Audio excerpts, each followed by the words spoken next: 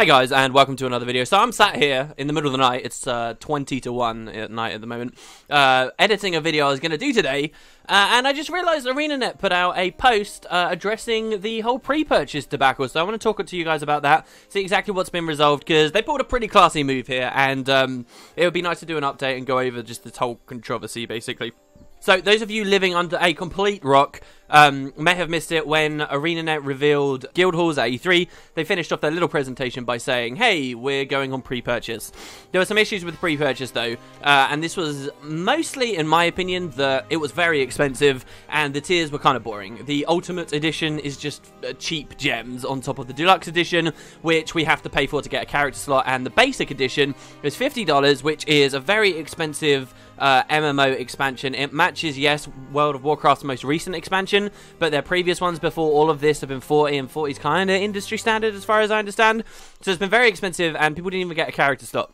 On top of that, there was the reveal that completely new players to the franchise were getting the core game for free. So some people were saying, oh, I don't want to have to pay for the core game, I just want the upgrade price, yada yada yada. We talked about all of that already, but it was a huge blow up. You know, I've seen a few of these now over my time in the Guild Wars franchise specifically. This was one of the bigger ones, and you know, for as easy it is to say people were just overreacting, there's a lot of very reasonable criticisms in amongst the hyperbole. I did a video specifically saying I don't care about veteran player privilege, I don't care that new people are getting the base game for free, and specifically, while I appreciate it'd be cool to get something, don't get me wrong, I wanted to focus on the fact that $50 could be too much that they're asking for. I wanted to discuss the price for the content we're getting rather than what other people are getting for free that I already have anyway.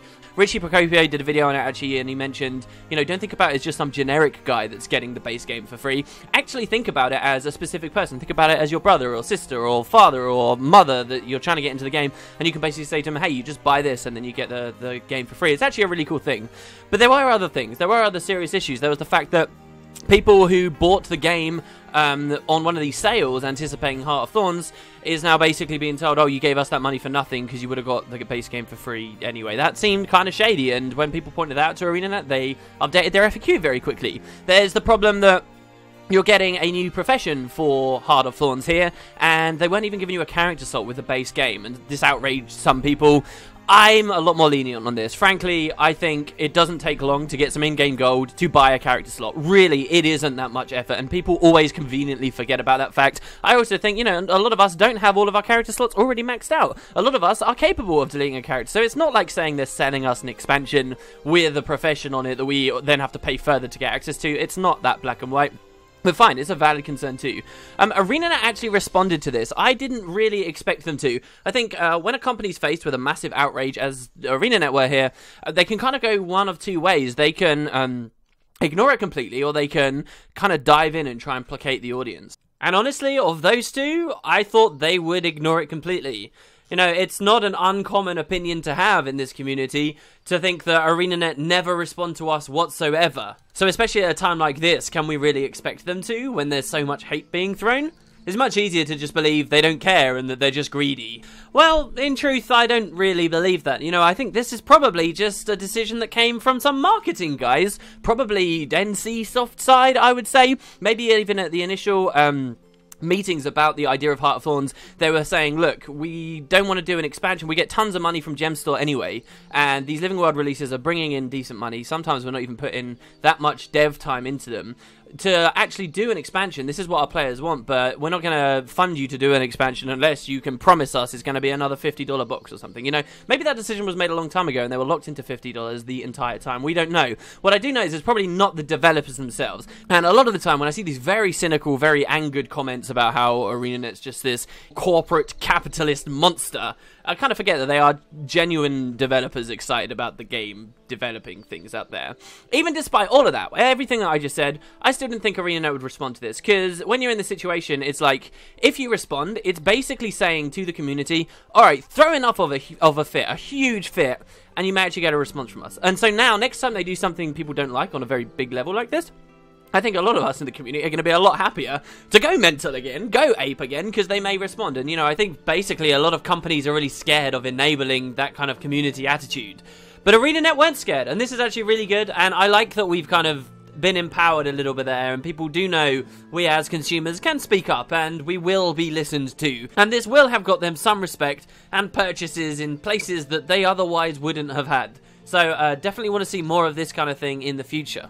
So, Arenanet did the classy move. They actually responded. I want to take you guys through the blog post, and hopefully this will set things to rest, because they did seem to pretty much hit a lot of our big concerns. They called the post the pre-purchase community address, and they are saying, look, veterans, they do deserve something. Actually, yeah, if you've been playing games for a long time, any good company knows to keep its customers loyal, to give them perks and incentives and stuff. And yeah, why is it new players are getting this, but our vets don't get anything at all? So if you are a veteran, if you've been playing Guild Wars 2 since before January 23rd, I think they picked January 23rd because this is when Heart of Thorns was announced. If you were playing before the announcement even of Heart of Thorns, then you will get, and you pre-purchase Heart of Thorns or pre-order Heart of Thorns, you get a free character slot.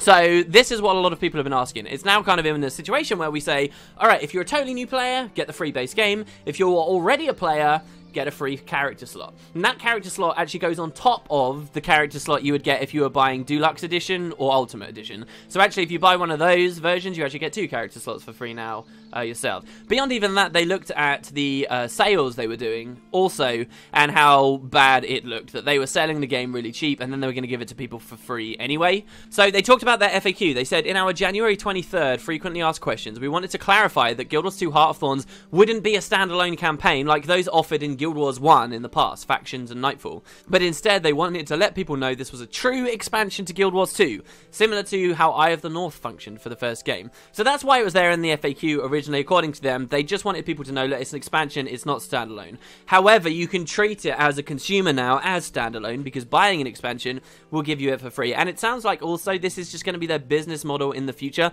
Even further expansions beyond Heart of Thorns, it sounds like they're bundling everything together, giving it to everyone sort of in that one package, because they really are scared of separating their community into a bunch of different groups of, oh, I have this, this, and this, but I don't have this, this, and this. They want everyone who's playing really, as best they can, to have access to all the stuff. And so that's why new accounts are kind of getting those free things. And they are saying that, you know, that very quick stealthy change of the FAQ after they announced pre-purchase was a good faith attempt to clarify this misinterpretation, and it wasn't them trying to hide what they'd done. The more important part, though, is they say, as such, we're offering a comprehensive refund policy. You can actually get a full refund on any of those sales you took advantage of between, like, January and now. Any of them. So, if you did buy a bunch of them thinking they're going to be Heart of Thorns accounts, and now you don't want, you can refund those, and then just buy a new Heart of Thorns with the base game in it for free. So, they really are, from all angles, trying to tackle any issues people will have had. And I think that's a really honourable, cool thing for them to have done. So yeah, that's pretty much it. I applaud them for actually responding to the community. I applaud them for listening to what people mostly wanted, for clearing up those poor perceptions people had, and hopefully many of us are happy.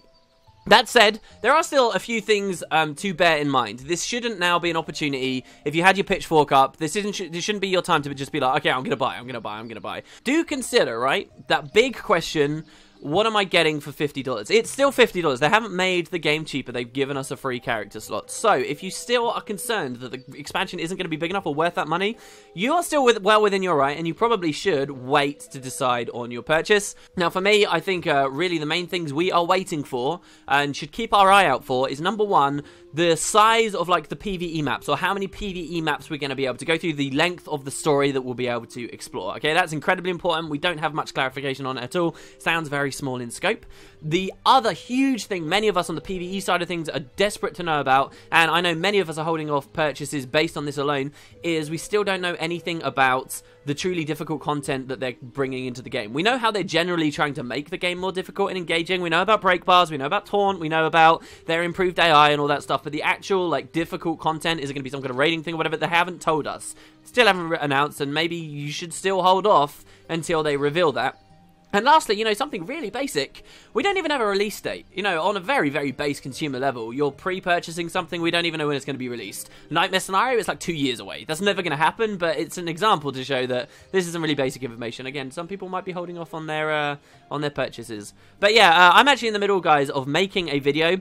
Doing everything that Heart of Thorns has to offer us, like, in a nutshell. Everything that they've told us, and it's specifically around this idea of, okay, we're being asked $50, here's everything they've told us so far, absolutely everything, and it's ended up a really, really, really long video. which I'm kind of excited about, so that will probably be going up tomorrow now. Instead, this came up. I did want to let you guys know that this stuff's happened. There'll be a link to the blog in full if you want to read it, scrutinize it for yourself. Let me know, has this placated you, or have we still not heard enough? I would love to hear you guys' thoughts, but yeah, hope you have a great day, guys. I'll catch you tomorrow.